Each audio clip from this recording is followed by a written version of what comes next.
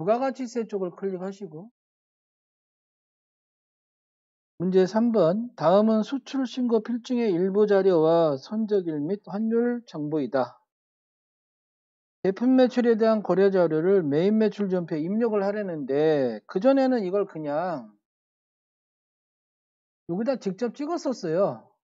그런데 얘는 입력을 하려니까 메인 매출에다가 입력을 해야 된다는 얘기가 되겠죠. 메인 매출에 입력해서 실적 명세서를 작성하셔 그랬으니까 메인 매출에 입력해서 자동으로 나오게끔 해주세요 이 얘기예요. 직접도 넣을 수 있지만 이렇게 메인 매출로 놓으라라고 나오면 메인 매출 전표를 눌러요.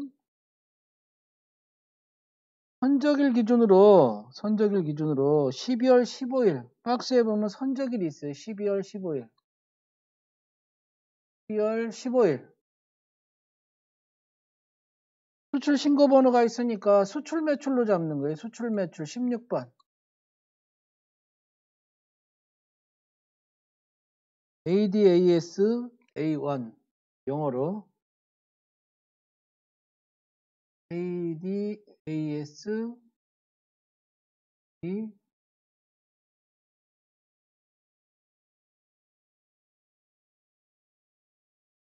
150 그런데 달러 전체 금액을 보니까 45,000달러에 45,000달러 굳이 수량 단가는 안 써도 되는데 45,000달러를 우리가 12월 15일 환율로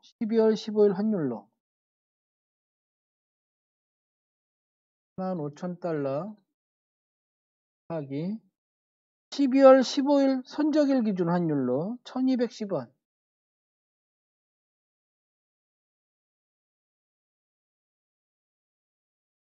그러면 5,445만원이 나오나요? 5,445만원 5,445만원 금액을 산정을 해서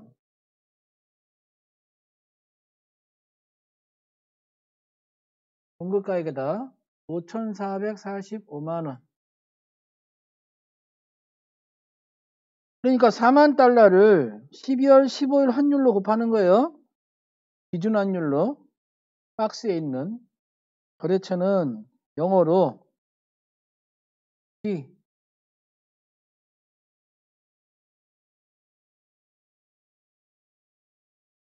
그러면 나오죠. 영세율 구분은 직수출 1번 수출 신고 번호가 010 05 23 000010 2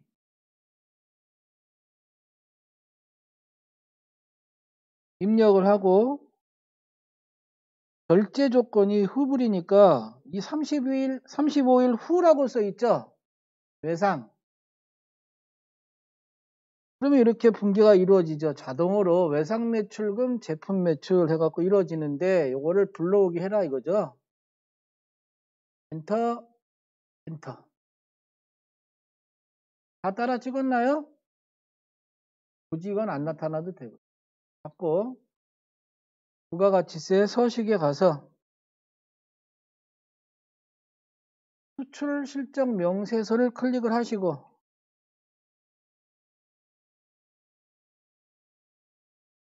10월부터 12월로 불러오기를 하게 되면 전표 불러오기가 있죠. 전표 불러오기. 전표 불러오기. 전표 불러오기를 눌러서 체크해서 확인을 해줘요. 들어오죠? 이제 어쩔 수 없이 이건 다시 넣어야 돼요. US 달러로. 미국하고 써서 F2 넣어서 미국. 그리고 환율은 1210원.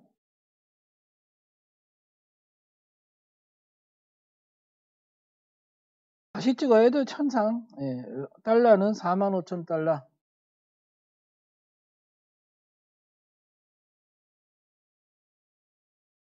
이렇게 넣어달라는 거죠. 빨간 거 나와도 어쩔 수 없어요.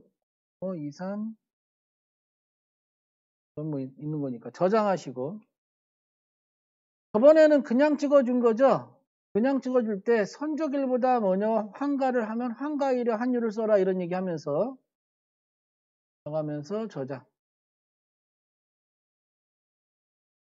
그 다음 문제. 다음 자료는 2021년 2기 확정 부가세 신고 기간의 부동산 임대 내역이다. 부동산 임대 공급가격 명세서를 작성하시오. 부동산 임대 사업자는 임대 공급가격 명세서라는 요 부가가치세 클릭해서 요 세 번째 서식, 요 신고 서식이 들어가야 돼요. 여기에 이제 월세, 관리비, 그리고 보증금분에 대한 정기예금 이자율에 의한 간주임대료 계산이 들어가는 거죠. 이 서식 작성하는 건 어렵지 않아요. 간주임대료 부분에 대해서는 우리가 부가세 신고서에 기탄안에 반영을 할 수 있는데 거기까지는 아니고 그냥 서식만 작성하라는 거예요. 간주임대료를 분개하면 세금과 공과로 처리한다 그랬죠. 세금과 공과로. 임대인이 부담하면 세금과 공과, 부가세, 예수금 이렇게 처리가 돼요. 2기 확정이니까 10월부터 12월. 상단의 이자율은 1.2%로 가정한다고 써 있는데 여기 보면 이자율이 있어요. 이자율. 열어보면 지금 1.2% 돼 있으니까 그냥 사용하면 되고 문제에서 만약에 이자율이 틀리면 이거 고쳐주면 돼요. 게다가 예를 들면 1.5 이렇게 고쳐줄 수가 있다는 얘기예요. 1.2 이렇게 고쳐줄 수가 있다는 얘기예요. 그래서 이자율을 고치게 되면 여기서 고치면 된다. 확인하시고 고향 상사 F2 눌러서 코드에서 F2 눌러서 고향 상사 동은 없으니까 동은 굳이 생략하셔도 되고요. 1층 대기호 사업자 등록번호는 자동으로 나와 있고요. 면적은 88제곱미터 용도는 사무실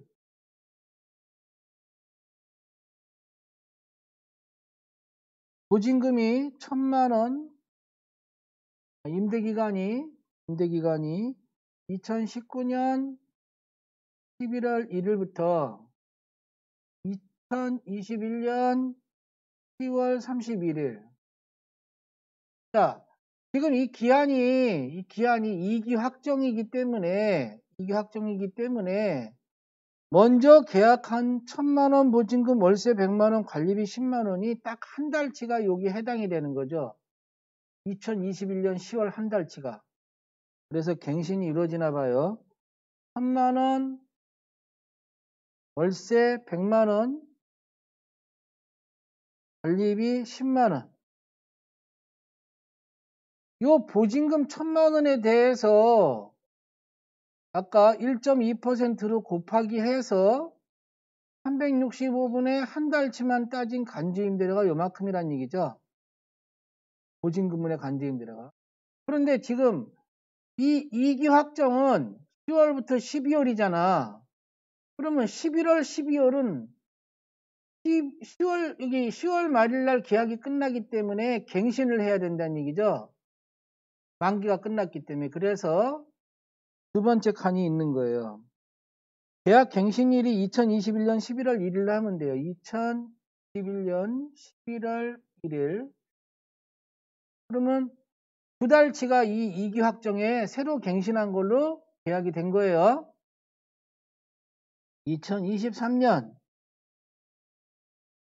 10월 31일. 그래서 새로 갱신하는데 건물 주인이 보증금을 올린 거야.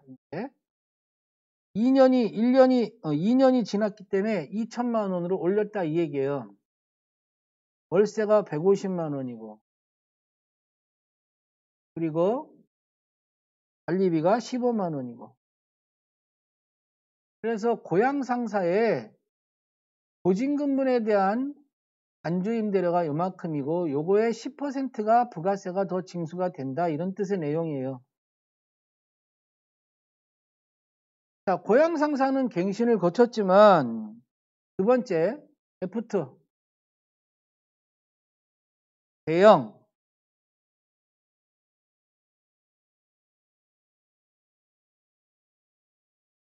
2층 201호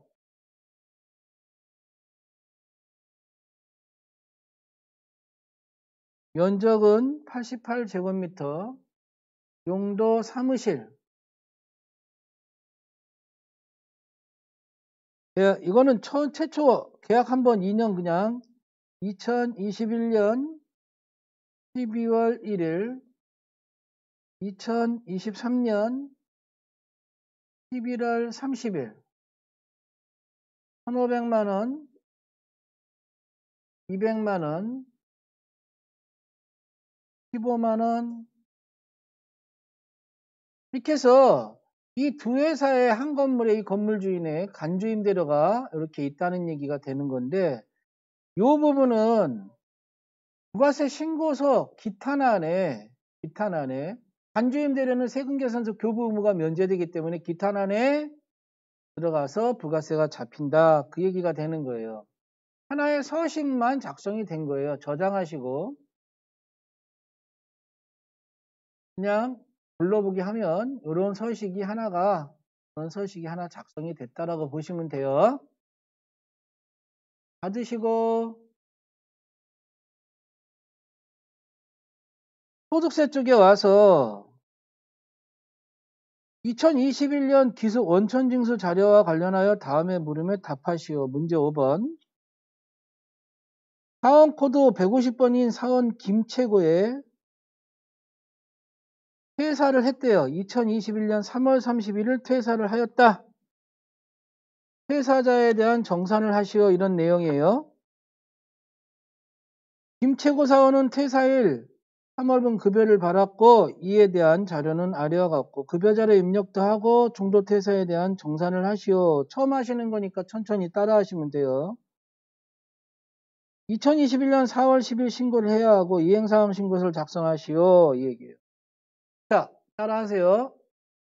퇴사자는 원천징수를 퇴사할 때 간편정산을 한다는 얘기죠. 그걸 행해달라 이 얘기예요. 원천징수 쪽을 클릭하시고 퇴사를 했기 때문에 퇴사일을 넣어줘야 돼. 퇴사일을. 사원 등록장을 클릭하시고 따라왔나요? 김채고를 클릭해서 하단에 보면은 여기 퇴사일이 있어요. 퇴사일. 김채고의 퇴사일 보이죠? 여기에 2021년 3월 31일 하고 요 여부는 신경 안 써도 돼요. 12월 말에 가서 넘긴다 안 넘긴다 이 퇴사자를 그 얘기니까. 이렇게 퇴사를 넣어주면 돼요. 김채고가 퇴사했기 때문에 여기 빨갛게 떠요. 빨갛게. 김채고를 퇴사일을 넣으니까 여기 빨갛게 뜨죠. 종료를 하시고 퇴사일을 넣은 상태에서 종료를 하신 거야. 이렇게 퇴사일을 넣은 상태에서 퇴사를 여기다가 김채고만 퇴사한 거예요. 그리고 급여 자료를 클릭하시는 거야. 급여 자료를. 자, 박스에 보면은 급여가 3월분 급여고 3월 31일 날 지급한다고 돼 있어요. 추가 사항을 보니까 김채고 사원은 본인 소유 차량을 운전해서 출퇴근에 또 업무에 사용하고 있다. 자가운전 보조금은 비과세 요건을 충족하고 식대도 비과세 요건을 충족한다라고 했어요. 그래서 수당공제 항목을 클릭을 해서 상단에 수당공제 항목 클릭을 해서 기본금 놔두고 상여도 놔두고 직책수당 없으니까 불우하고 뭐 다른 게 있으니까 놔두셔도 돼요. 그냥 써먹어도 돼요. 이게 좀 저장이 안 들어가네요. 보니까 월차수당 불우하고 기책수당 이게 하려니까 안 들어가지잖아. 냅두란 얘기죠. 금액만 안 쓰면 되니까. 그때는 비과세 맞고 자가운전 보조금 비과세 맞고 야간 근로수당이 여기다 찍어도 과세가 잡혀요. 여기다 찍어도. 왜냐하면 사무직이기 때문에 김최고가 사무직이기 때문에 그냥 여기다 놔두고 이따 여기 나오는 비과세에다 찍어도 과세가 잡힌다는 내용은 왜 그러느냐 설명을 하자면 그냥 나만 봐요. 여기 사원 등록에 김최고를 보면은 여기 보면은 생산직 여부에 부로 돼 있단 말이에요. 생산직 여부에 부로. 그리고 여기에 다 부로 돼 있기 때문에 김최고는 사무직이기 때문에 생산직 여부에 여가 되고 이게 다 여가 되고 이게 다 금액이 맞아야지 아까 그 비과세에서 비과세가 잡혀요. 그러니까 다시 말하면 이 야간 근로는 비과세에다 찍어도 된다 이 얘기예요. 그러면 과세가 잡혀요. 무슨 얘기인지 알겠나요? 그러나 굳이 이걸 사용하지 않으려면 이걸 부로 하고 여기다 과세 만들고 여기다가 야간 근로 이렇게 해도 역시 얘는 안 나타나고 부로 만들었으니까 안 나타나고 여가 된 과세가 나오니까 거기다 찍어도 과세가 잡힌다는 얘기예요. 알겠나요? 이걸 안 만들고 그냥 비과세 여건에다 찍어도 잡힌다 이 얘기예요. 국민연금, 건강보험, 고용보험, 장기요양보험 나오고요. 자, 학자금 상환 없으니까 부로 하자고요. 학자금 상환. 확인하고 만약에 여기서 이제 이런 거 하나만 볼게요. 주차비가 있다. 주차비. 따라하지 말고요. 그래서 주차비는 기타, 이렇게 만들면 주차비를 하나 만들 수 있는 거예요. 무슨 얘기인지 알겠나요? 네. 이게 없으니까 그냥 만들어 본 거고 지우려면 F5번 누르면 내가 만든 걸 지울 수가 있어요. 이렇게 지웠어요. 그냥 보여준 것 뿐이고 자 확인하시고 김채구가 퇴사했으니까 3월달로 3월 31일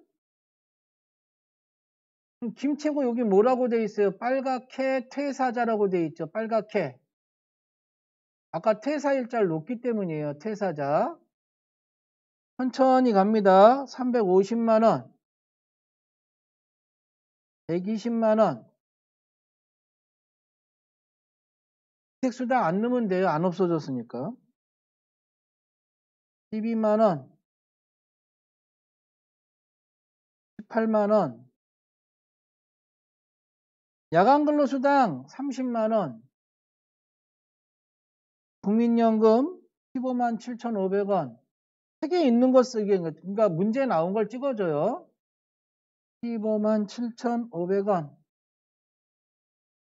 12만 50원 12만 50원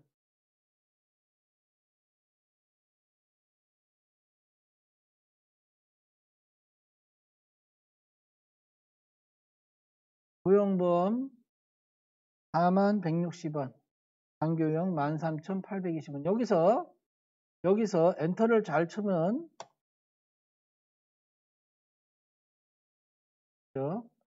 보조창이 나와줘요 고용보험을 지우고 4만 160원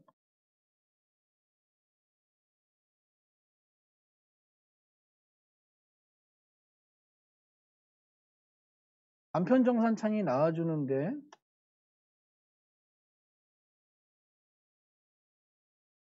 지워졌죠? 잠깐만요. 뭔가 프로그램이 상여 120만원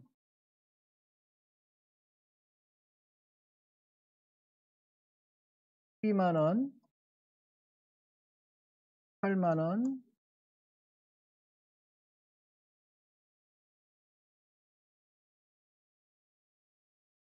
97,500원 2만 13,000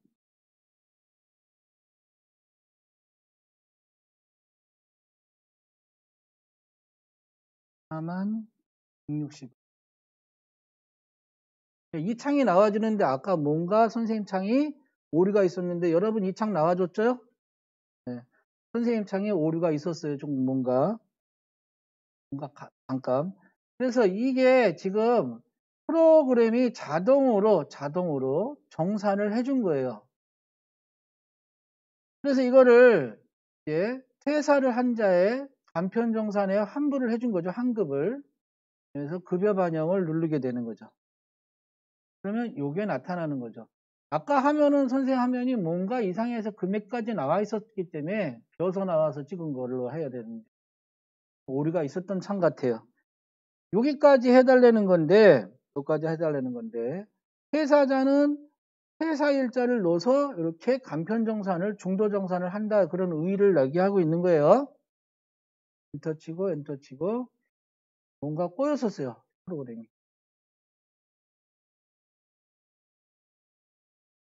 아, 선생님이 최수지에다 넣었어요. 좀 전에. 아, 김최고에다 넣었어야 되는데 최수지에 넣었네요. 아까 보니까 이상하게 설명을 하다 보니까 여기다 넣어야 되는 화면을 얘를 보여준다는 체크를 하고 다시 올려서 놓았어야 되는데 밑에다 놓기 때문에 안 나온 거예요. 그래서 올려보니까 다시 나온 거죠. 알겠습니다. 자, 닫고 다음에 연말정산 자료를 토대로 최수지 사원에 연말정산 추가자료 입력 메뉴에 연말정산을 반영하시오. 부양가족 이해 가족은 없고 부양가족의 소득금액은 없고 지출 내역은 모두 국세청 연말정산 간소화 자료에 확인되었다 이 얘기예요.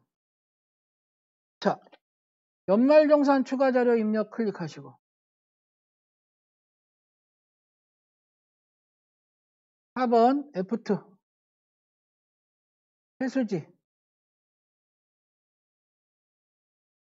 해수지에 총급여가 나온 거죠.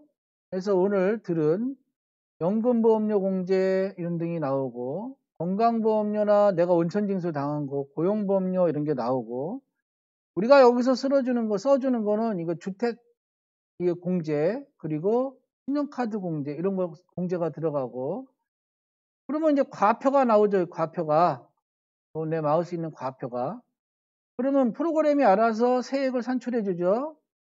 산출해줘. 6%, 15%, 24%, 35%, 38%, 40%, 42%, 45% 적용해서 누진과세를 적용해서 그러면 이제 산출세액이 나온 걸 감면하게 세액 감면, 세액 공제가 나오는 거죠. 그래서 보험료부터 저축성 보험료는 안 되고 보험료 세액 공제는 100만 원 한도예요. 그런데 피보험자의 나이와 소득을 다 충족해야지 보험료 공제를 해주는 거예요. 기본공제 대상자에 대해서만 해준다고 보시면 돼요. 72만 원 요즘 보험료 세액 공제.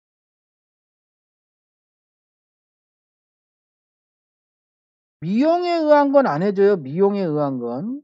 안경 구입비는 50만 원에 대해서만 해주는 거예요. 50만 원에 대해서만. 그래서 만약에 안경 구입비가 60만 원 나왔다 그러면 우리가 50만 원 이렇게 계산해야 돼요. 그리고 질병에 의한 의료비 이거 되죠. 그래서 50만 원, 45만 원 이렇게 되면 되죠. 그래서 본인에 대한 의료비니까 95만 원을 의료비에서 넣어서 본인 의료비에 95만 원 넣어주면 돼. 95만 원. 따라왔죠? 의료비 세액 공제가 들어가는데 지금 프로그램이 알아서 계산해 주는 거고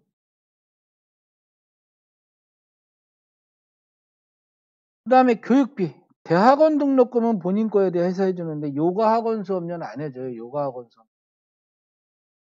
그래서 교육비에 가서 스페이스바 눌러서 본인에 대해서 스페이스바 눌러서 본인은 그냥 960만 원 본인은 대학교까지는 원래 900만 원인데 본인은 한도 금액이 없어요. 한도 금액 전액이 다 된다. 기부금, 정당 후원금. 자, 기부금 세액공제가 되는데 기부금의 스페이스바 눌러서 10만 원 이하분하고 세액공제되는 10만 원 초과분하고 따로따로 들어가야죠. 그래서 여기가 10만 원을 넣어줘야 돼요. 상단에. 그리고 초과되는 20만 원은 따로 넣어주는 거야. 차 따로 이렇게. 10만 원은 따로. 그래서 이렇게 10만 원 따로 20만 원 따로 넣어주고요. 지정기부금. 종교단체 아님이라고 써 있죠. 그러니까 여기 중간에 보면 종교단체 외기부금에다 종교단체 외기부금에다가 36만 원. 36만 원.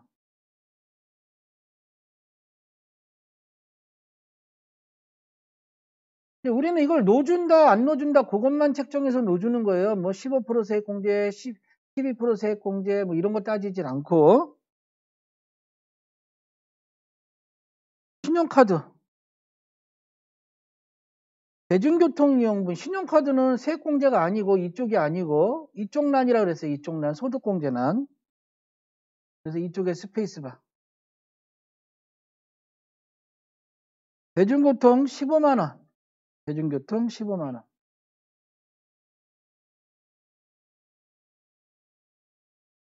기타 공제 가능한 신용카드 사용액 1,500만 원. 건강진단비 결제액 괜찮아요. 의료비 공제가 되면서도 신용카드 공제가 되니까 1,500만 원. 현금 영수증 돼요. 교육비는 안 되더라도 현금 영수증은 신용카드 쪽에서 25만 원.